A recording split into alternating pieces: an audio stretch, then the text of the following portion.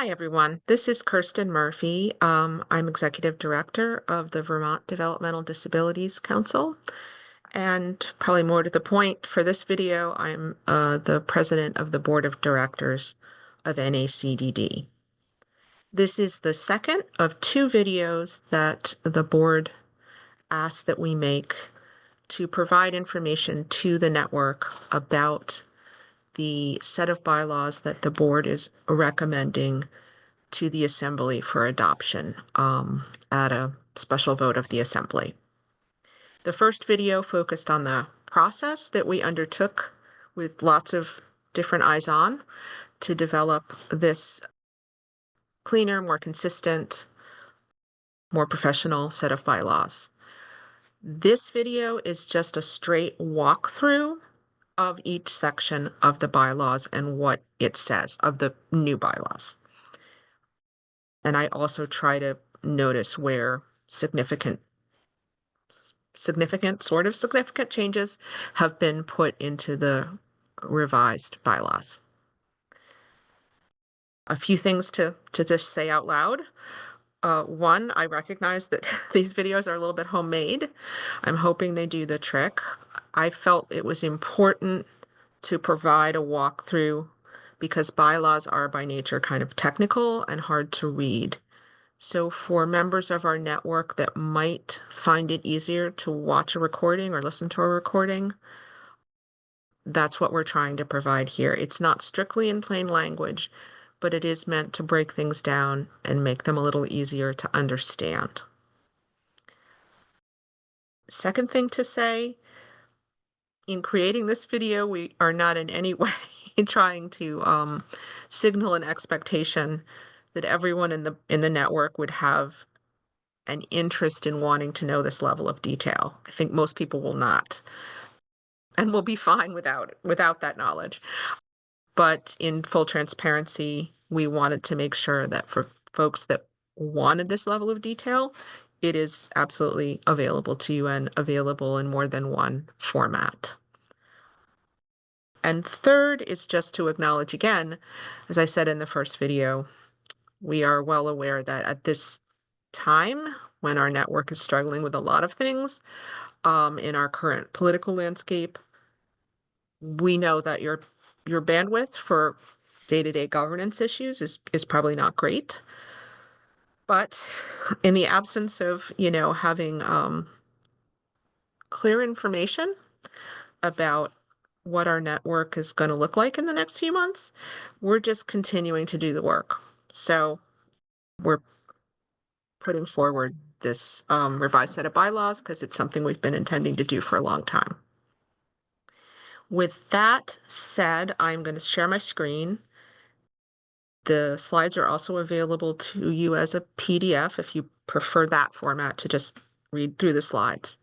And again, this is just a straight walkthrough of what the bylaws say.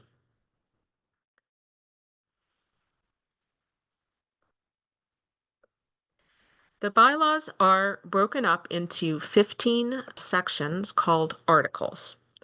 There's also a short introduction.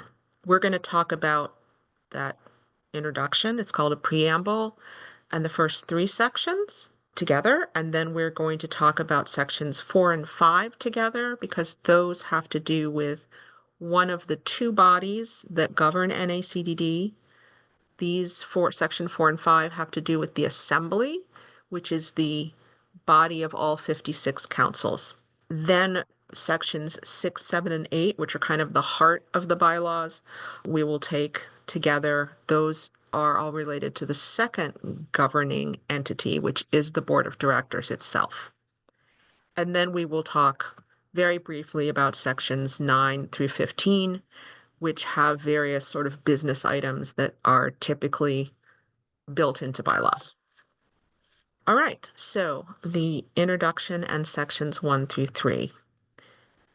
The preamble. A preamble is an introduction, and it tells the reader about one or more important ideas that are just kind of the framework for all the information that's going to come afterwards.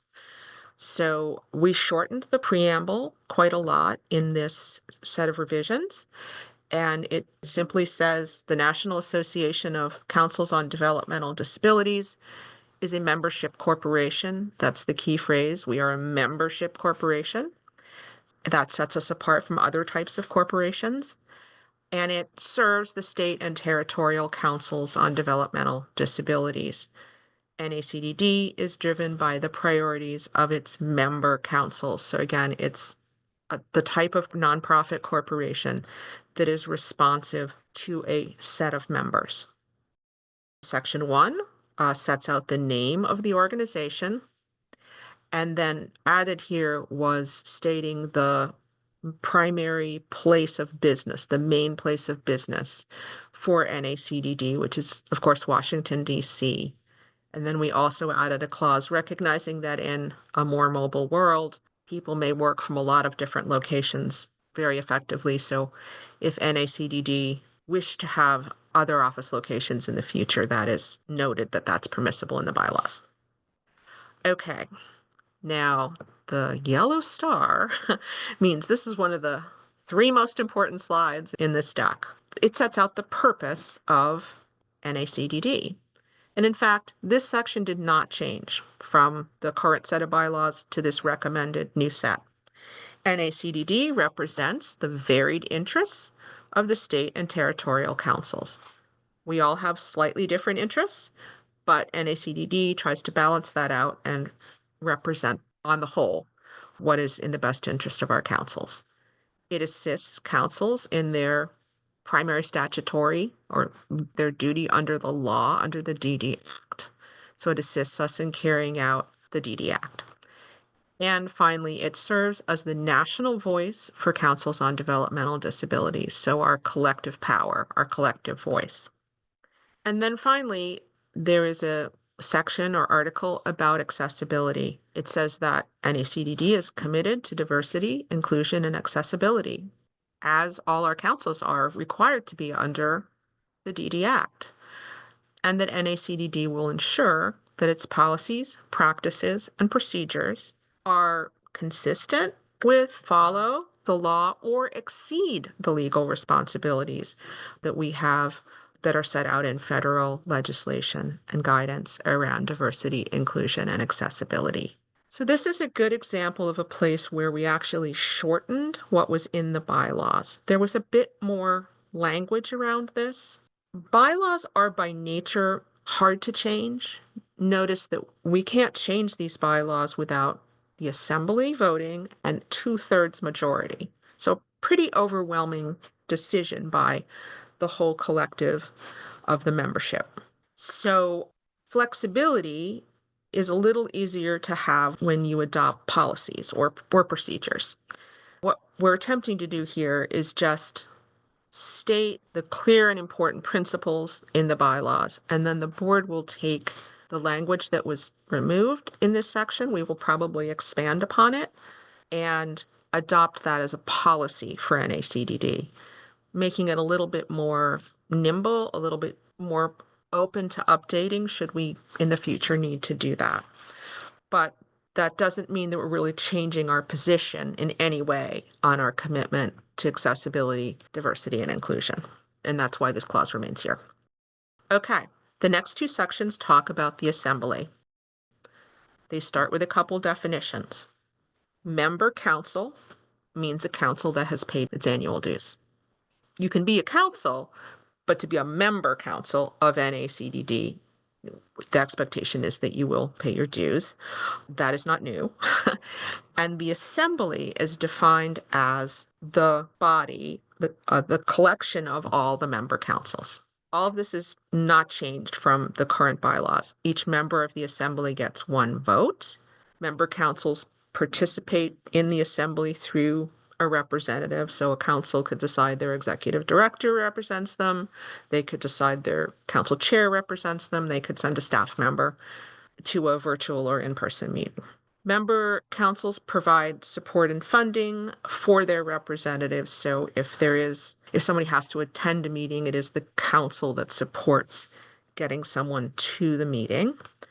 And then, as you might expect, there's no expectation that you have to be a member of NACDD. We certainly hope everyone will be. We're stronger together. We think there's ample reasons to be a member, but should a council wish to not be a member, they can terminate that membership by providing that request in writing. Not the case for any of the 56 councils at this time. What is the assembly? Again, important that bylaws set out what is it that this particular governing body, the assembly, gets to decide. This is kind of the key information. The assembly gets to decide certain things. They can change the bylaws. They can elect members of the board of directors. The board does not elect its own members. They approve NACDD's strategic plan.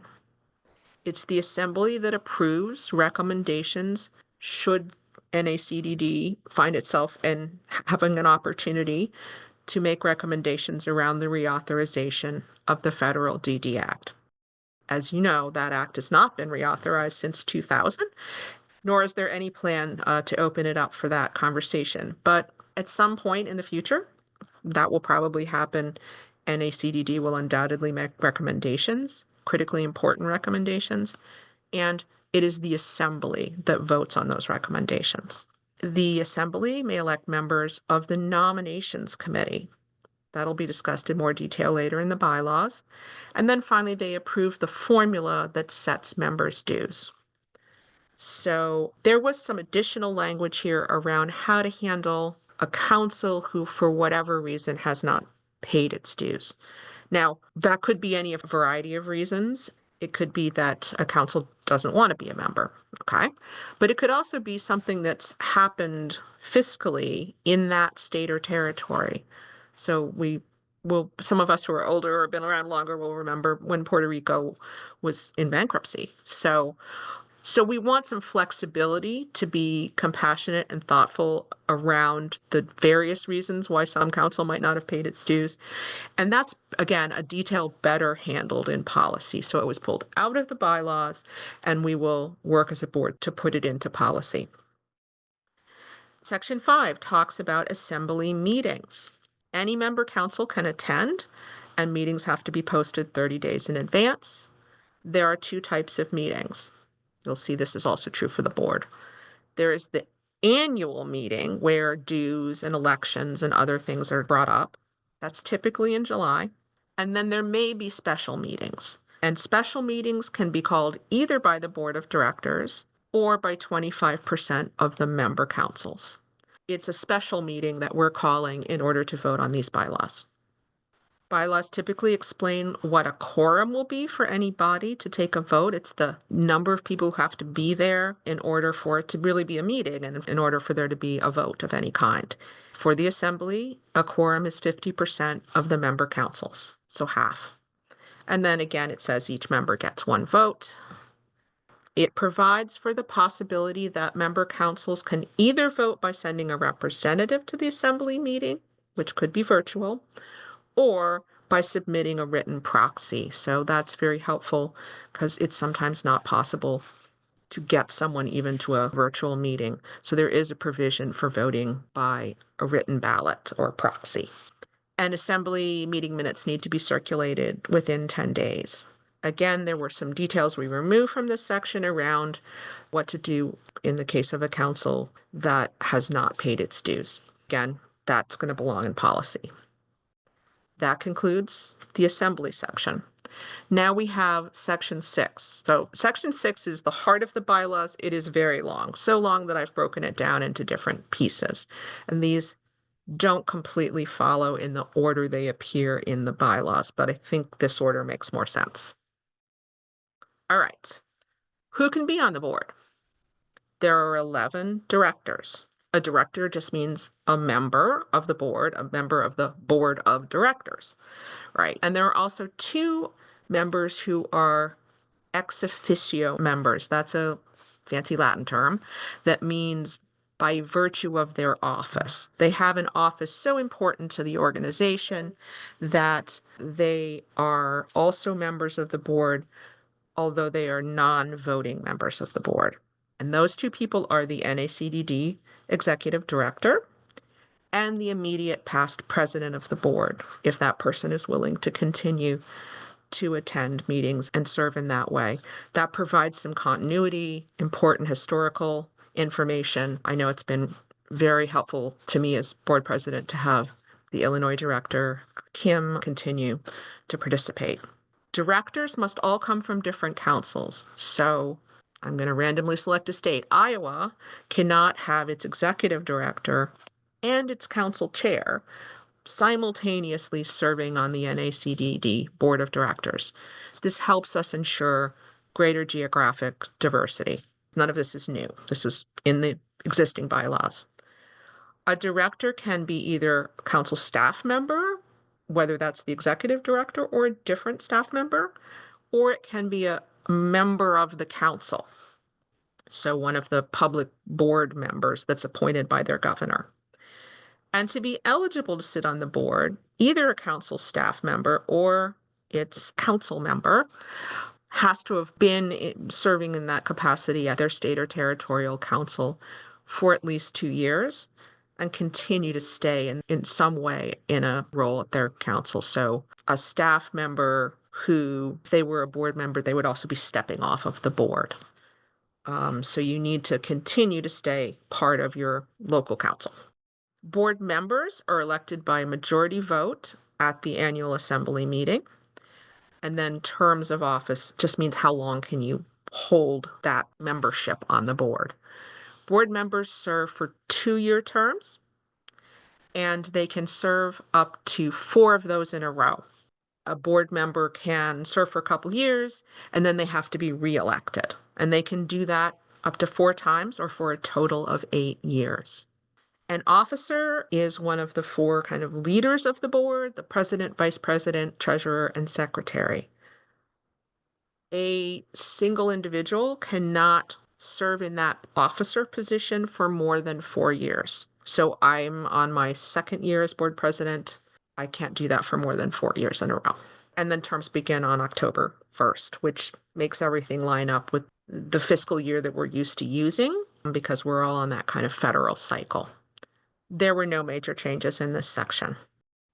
So board members can resign by providing written notice. A board member can ask for the removal of another board member, including asking for the president to be removed.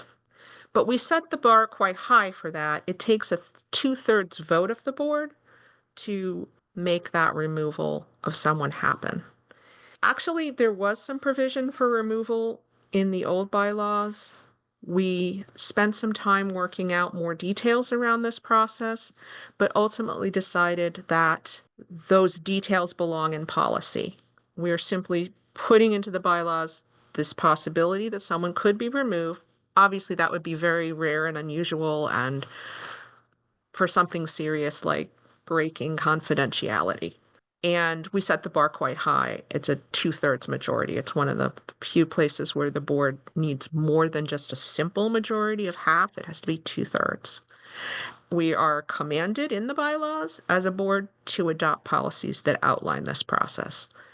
And it just says that if somebody is voted off the island, voted to leave the board, that becomes effective immediately.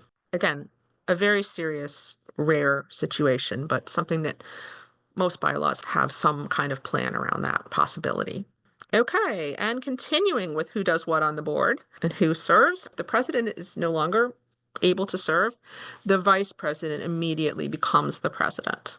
If another officer needs to leave that officership or leave the board altogether, it is the president that will appoint someone to fill that officer slot until such time as there can be an election by the assembly.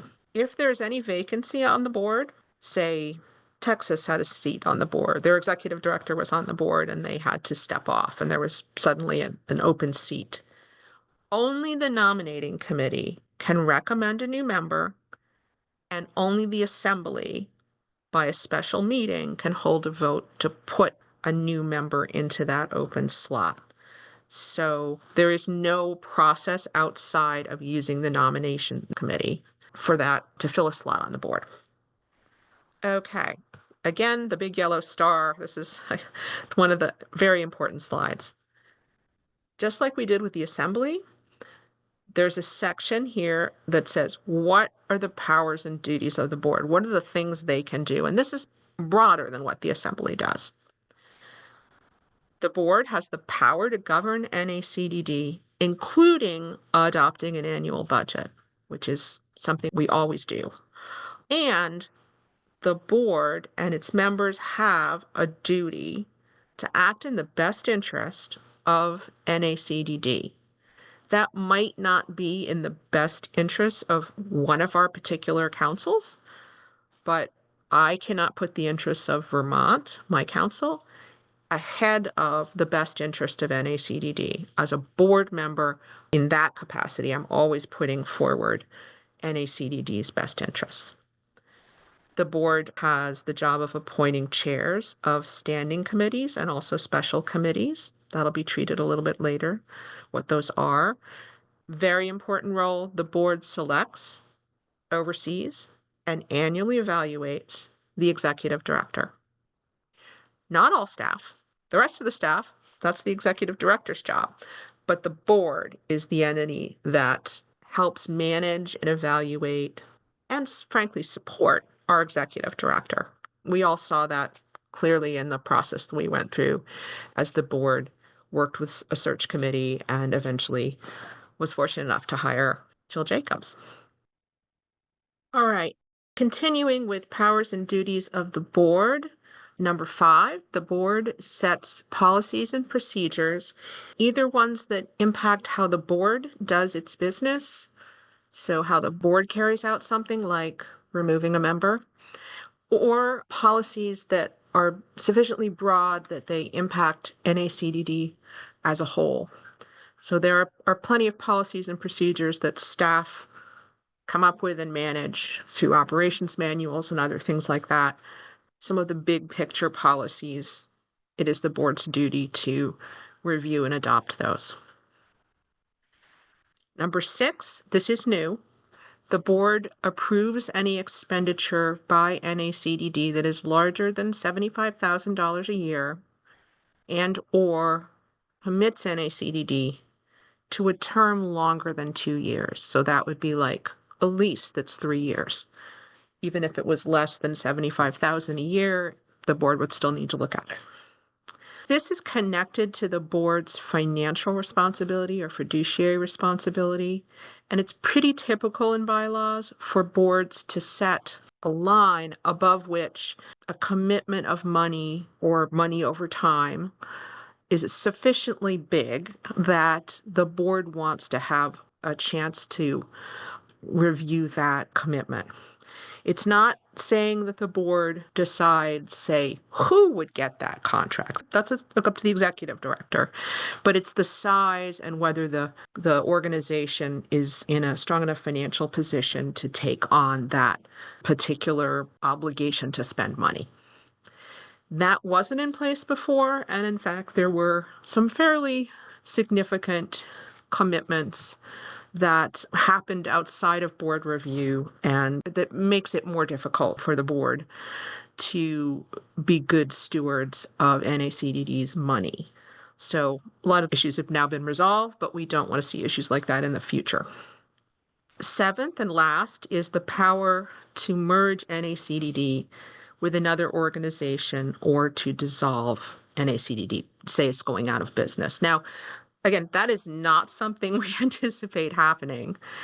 It is important to include in your bylaws, we learned from our consultants, that there is some delegation of authority, some identifying who makes that decision and who decides how the money and property that NACDD might be holding at the time, who decides how that gets sent or used or transferred to another organization or whatever. Again, we don't think this is going to happen, but we learned that it is part of a good professional set of bylaws to identify what party is empowered to do that.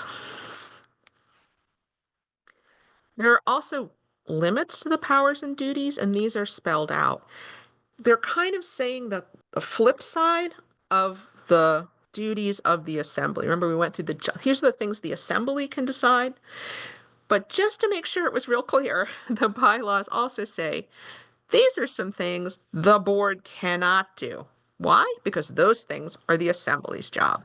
So the board may not change or repeal bylaws or the articles of incorporation, which is another legal document. They may not fill vacancies on the board. The board may not approve NACDD's strategic plan. The board may not determine the formula that sets dues for councils. The board may not take any action that is not aligned with what the assembly recommends for the reauthorization, should that ever happen, of the DD Act. And the board may not appoint members of the nominating committee. There's no big changes here. And again, this is reinforcing or saying in a different way something that was said earlier on in the bylaws. Now we turn to board meetings. The board must meet at least quarterly or 4 times a year. And then we can meet at other times. And either the board president, myself, or a majority, typically 6 members of the board, can call additional or special meetings. And we do that all the time because quarterly meetings are not frequent enough for us to meet some of the jobs that we need to do. The president should try to give board members 2 weeks notice for a special meeting, but it is recognized that that may not always be practical. And so there is an allowance to do that sooner if needed. Again, a quorum is the number of people you need to take votes and hold a meeting. And that must be, in the case of the board, a majority of the members, or 6. And the board is permitted to conduct its meetings virtually. More about board meetings. Board meetings are open. Any member council can attend a board meeting. There is an exception, and that is called executive session. The board can vote to go into executive session, and that is only for voting members and invited guests. Their minutes are not taken during that time, and that is treated as a confidential conversation. Now, executive session is not something to be used lightly, but it is available to boards of directors because there are some matters that are sensitive and might be a violation of someone's privacy or might make public legal proceedings that are confidential, or they might risk putting out financial information that it might not be in the organization's interest for that to be public information. So it isn't used all the time, but we used it quite a lot during the hiring process because, again, that had to be a confidential process. So the board has that permission to go into executive session.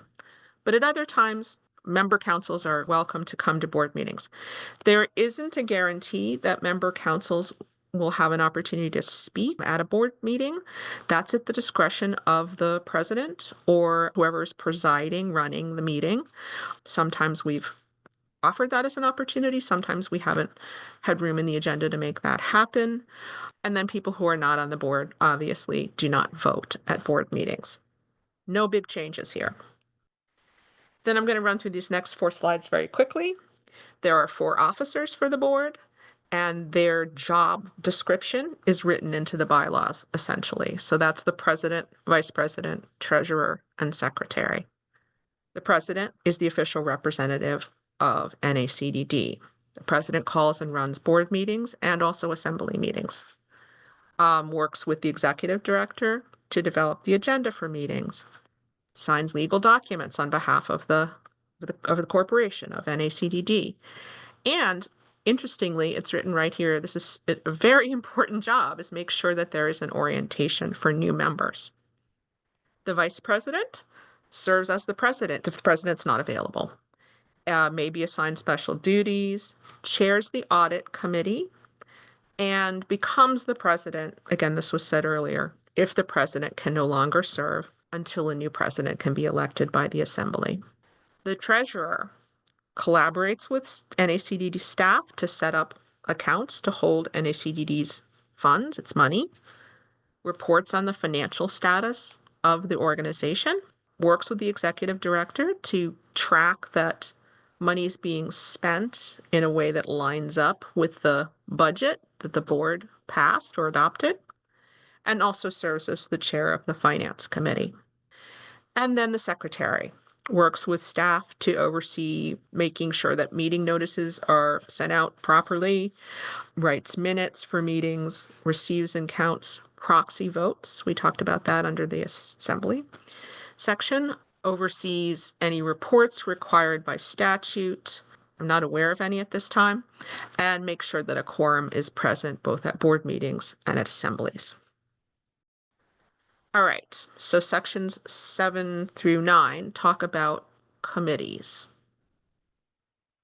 Board committees.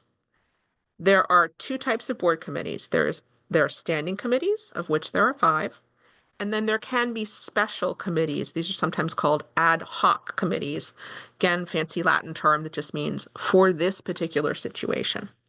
Special committees are time limited and they get a very specific kind of charge. For example, we had a search committee to do the first round of screening for candidates for our executive director as part of that search process.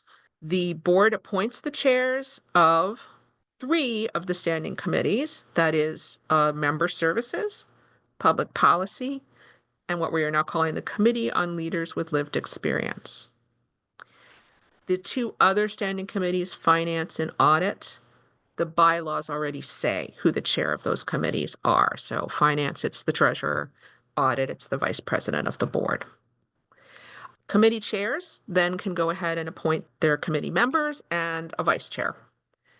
And the board president is always a non-voting member of all board committees. Meetings of board committees are open to any council representative that wants to attend.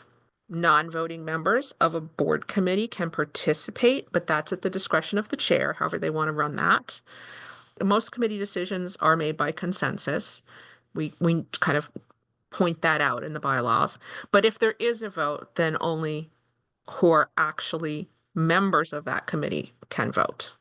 So just attending doesn't mean you get to vote at a meeting of the Public Policy Committee. You need to ask to become a member of that committee, and then you would be permitted to vote. It's the only committee I can think of having taken votes recently. And then a majority is required for actions by a board committee. That's, again, a quorum. And board committees can hold their meetings virtually. There were no changes to this section. We did make a little bit of some changes around the size of each board committee. Finance and audit are quite small committees. Shameless plug, we are really looking for some more finance committee members if you're at all interested. But we did want to make the size of the other 3 standing committees consistent. It's quite a wide range, but it now says 7 to 20 members. That's a big range, but at least they're all the same, and they all have the same range. That was a small change. And then each committee gets a description in section 7.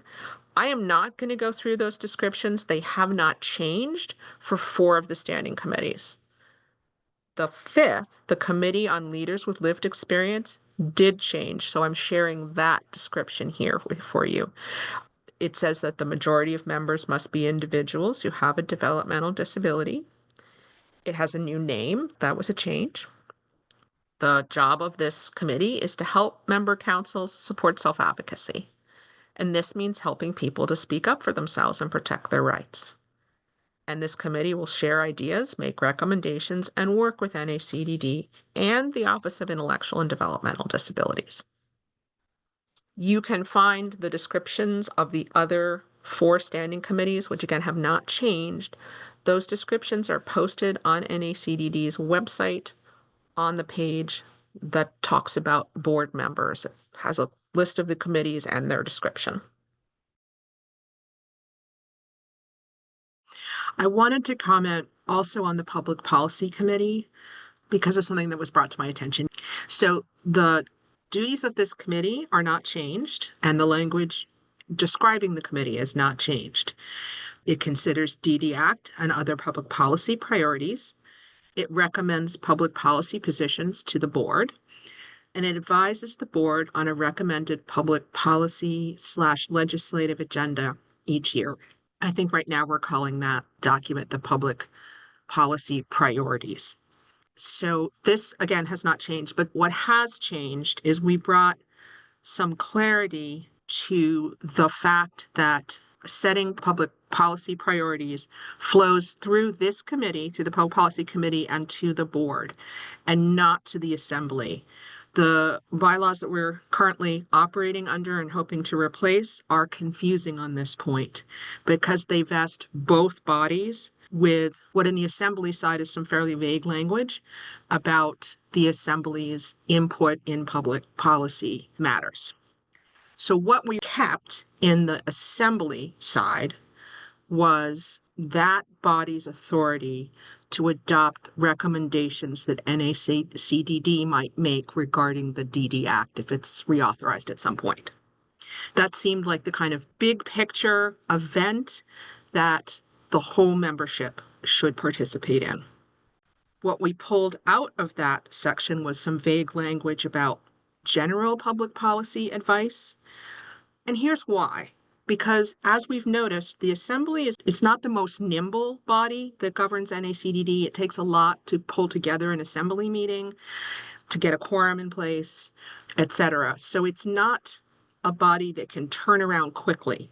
And as you all know from your work in your state public policy forums, often things that are moving through a legislative body need a fairly quick turnaround. So the board is the more appropriate place working through its standing committee on public policy to bring something that needs kind of the official adoption by NACDD.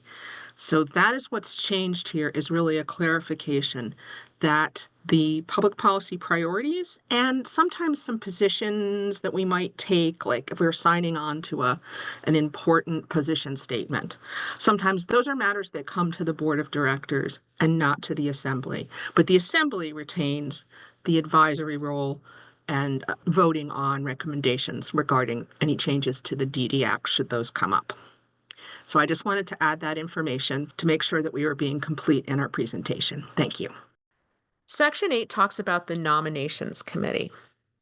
This is not a new section. There was a little bit of a change in that committee is, in these bylaws, made up of 5 representatives of member councils, plus the immediate past president, who is a non-voting member. So 6 total. In the current or the bylaws that we're still operating under, it's 4 people. It's usually better to have an odd number because if there were a vote, it can't be a tie. So also adding a 5th member, it's important that committee have a good representation, a wide representation of our full network, and adding another seat just made it a little easier to get some broader representation in terms of geography, race, ethnicity, the type of role that someone plays on their council, etc. The immediate past president, who is the non-voting member, also serves as the chair of the nominations committee. And if there is no immediate past president, then the board president appoints the chair subject to board approval. So basically the board appoints the chair of this committee. However, this committee is not appointed at all by the board in that they are elected by the assembly annually. A new nominations committee is adopted every year, and that is by vote of the assembly. The board can identify someone on that committee to chair it, but we do not appoint who sits on the nominations committee. That's a little bit of a check and balance. The nominations committee's job is to create a slate or group of recommendations for new board members, for the 4 board officers, and for members of next year's nominations committee. Those recommendations have to be posted for 30 days prior to a vote being taken on those recommendations. And then the nominations committee can also bring a recommendation to fill an unanticipated open slot or vacancy on the board. And they will work with the board and staff to schedule a special assembly meeting to vote on that recommendation. The nominations committee has the duty to include a diversity of council representatives. So we talked about that already. There's lots of different ways to achieve that diversity, and it needs to be across all of these factors. It ensures that no person with a conflict of interest with NACDD, its staff, or current members of the board of directors is slated for potential election to the board of directors or to the nominations committee. So what is a conflict of interest? That is when somebody has or appears to have an interest, a personal interest, that might make it very difficult for them to do what's best for the organization. So I don't know how this would ever really happen, but if someone was a contractor to NACDD, I don't know, a council chair, I don't know, because they have some kind of special expertise. A council chair from, let's say, Idaho, I'm making this up, also happened to have a contract to provide special training to some program that NACDD was running. That contract might create a conflict of interest, so that individual person couldn't act always in the best interest of the organization, NACDD. So the nominations committee just kind of is supposed to notice things like that and make sure that there aren't any conflicts of interest. I think it's pretty rare in our network that would come up, but it is really important that both actual conflicts and even just the appearance of a conflict be screened out.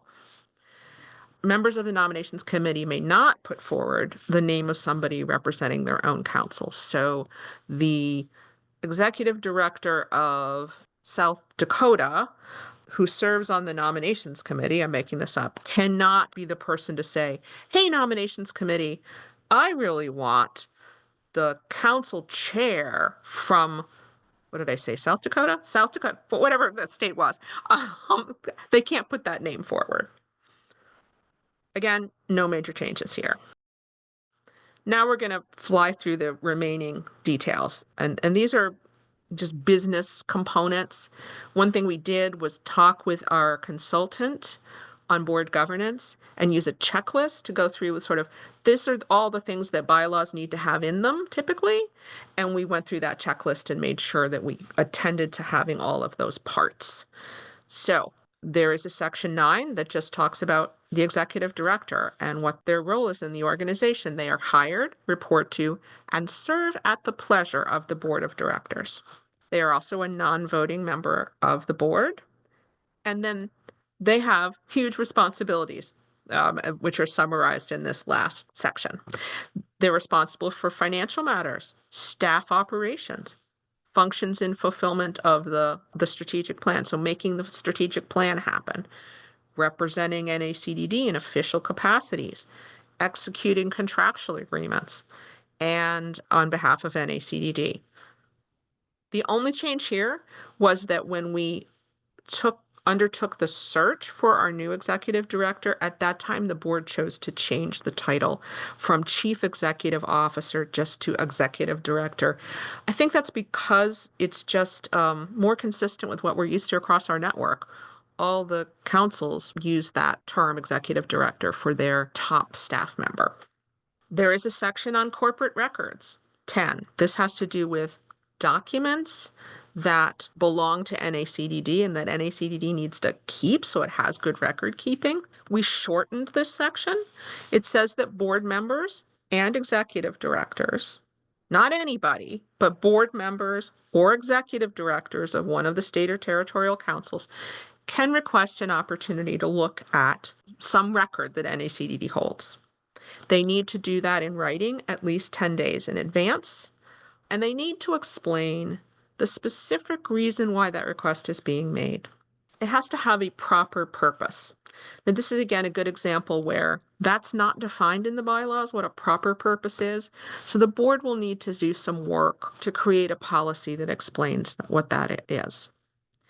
This clause was added, however, at the advice of our consultants because companies or nonprofits like NACDD should be protected a little bit from anybody that might want to go kind of on a fishing expedition. Like, I'm just going to ask to see a lot of records and I bet I can find something that doesn't look right.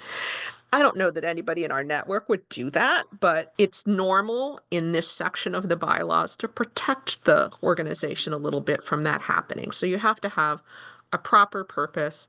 You have to put it in writing, and it has to go through either a board member or an executive director.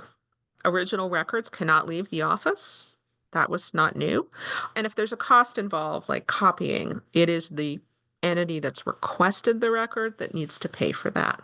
So this section was changed a little bit to add structure and explain why requests are being made. Parliamentary authority. That's a very highfalutin word, isn't it?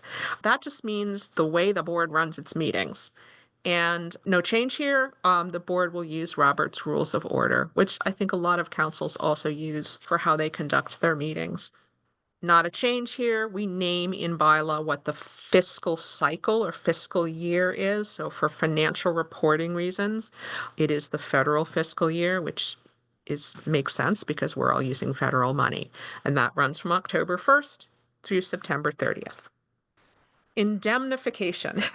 The lawyers out there will probably be able to say this much more accurately than I'm saying it, but I understand it to mean a promise that someone or some group will not be held legally or financially responsible for the organization's actions. So if NACDD were sued, I, as board president, am not going to lose my house because the lawsuit found that we owed the person who brought the suit a huge amount of money. So typically, we don't want to create a situation where people are at personal risk when they are volunteering to be participants or when they're acting as employees working in good faith. So we indemnify or promise that the officers, directors, committee members, employees, agents, meaning contractors typically, and volunteers are not going to be held liable for the actions of the company. And one way you do that, you buy liability insurance, right? So there is something that pays if, God forbid, you should ever have to pay out some kind of settlement. So NACDD does that and promises that, yes, it will have appropriate insurance so that all of these people who are acting in good faith as participants in NACDD are not making themselves personally liable. Non-discrimination, again, obviously not new. This has always been in our bylaws. We do not discriminate based on race, color, religion, gender identity, sexual orientation, national origin, age, disability, family status, status with respect to marriage, or status with respect to income and public benefits. And finally, how do we handle changes in the bylaws? NACDD's bylaws can only be changed by vote of the assembly. The vote must be a 2/3 majority, meaning that 2/3 of the member councils must vote in favor of the change. And any change must be posted and made available for member councils to look at for at least 30 days before a vote is taken. Again, this section wasn't changed. That concludes our walkthrough. Again, I will ask that if you have questions about this, about the bylaws, about anything you heard in this video, or about the process that the board has undertaken, as a first step, I would ask you to direct that question to me. I haven't been part of every discussion that occurred around the bylaws, but I will either give you an answer or find you one. So that would be the first go-to, would be to direct your questions to me. And finally, I just want to appreciate if you watched this whole long video. That was great. I'm grateful for your attention. And I hope it was helpful in deciding how you and your council want to cast your vote at the special assembly meeting. Thank you and have a great day.